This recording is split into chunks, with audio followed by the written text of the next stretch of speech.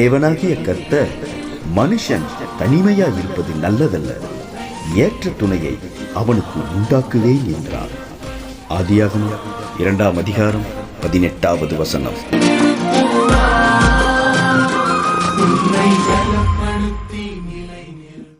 கிறிஸ்தேசுவின் நாமத்தினால் இந்த காலை நேரத்தை உங்களை வாழ்த்துகிறேன்.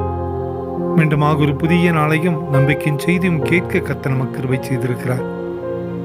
ஆதியாகமம் 2ஆம் அதிகாரம் 18ஆம் வசனத்திலே ஏற்ற துணையை அவனுக்கு உண்டாக்குவேன் என்றார்.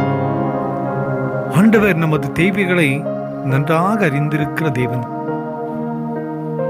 God knows all our needs. ஏற்ற துணையை உருவாக்குவேன் என்று ஆண்டவர் தீர்மானம் செய்கிறார். ஆதாமுக்கு ஏற்ற துணை, ஆதாமுக்கு ஏற்ற ஒரு தேவை ஆண்டவரே அறிந்து அவனுடைய தேவைகளை நிறைவேற்றுகிறார்.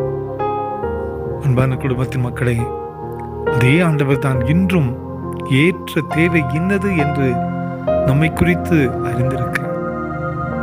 கவலைப்படாதிருங்கள். நாம் கேட்பதற்கு முன்பதாகவே நமது தேவைகளை அறிந்து நிறைவேற்றக்கூடிய ஒரு ஆண்டவரை தான் ஆராதித்துக் கொண்டிருக்கிறோம்.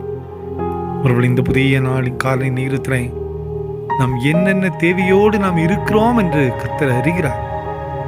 ஆண்டவர் சொல்கிறார், உனக்கு ஏற்ற துணை, உனக்கு ஏற்ற தேவை, உனக்கு என்னென்ன தேவைகள் உண்டு எல்லாவற்றையும் அறிந்திருக்கிறேன். நாம் செய்ய வேண்டிய ஒரு பணி, அவரின் முகத்தை மாத்திரம் தரிசிக்க வேண்டும், அவருக்காக மாத்திரம் வாழ வேண்டும். இப்படி நம்மை அர்ப்பணிக்கும் போது நம் தேவைகளை ஆண்டவர் பொறுப்படுத்திக் கொள்வார். கவலைப்படாதிருங்கள்.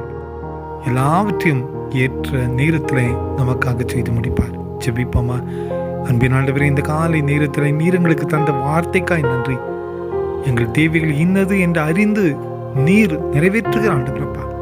இந்த செய்தி கேட்டுக்கொண்டிருக்கிற ஒவ்வொருவருடைய வாழ்விலும் உம்முடைய மகிமை வெளிப்படட்டும்.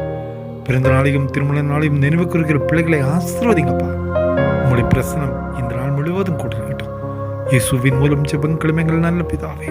ஆமென், ஆமென், ஆமென்.